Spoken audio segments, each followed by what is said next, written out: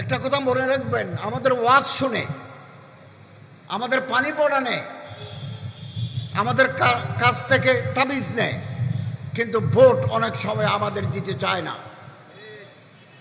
কেন দিতে চায় না? আমাদেরকে পাবলিক ওরিয়েন্টেড, জনসম্পৃক্ততা থাকতে হবে। জনগণের সুখ, জনগণের দুঃখ, জনগণের আশা, জনগণের আকাঙ্ক্ষার সাথে আমাদের একাত্ম ঘোষণা করতে হবে। এখনো হাতে সময় আছে। আসুন আমরা পাবলিকের সাথে মিশে যাই।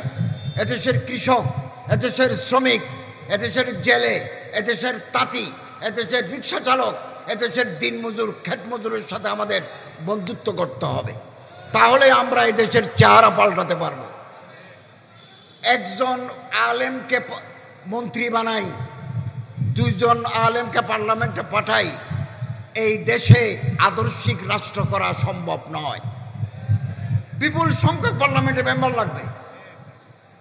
5-10 জন আলেম যদি মন্ত্রী পরিষদে থাকে, তাহলে যে কোনো ডিসিশন হবে কোরআন এবং হাদিস ভিত্তিক।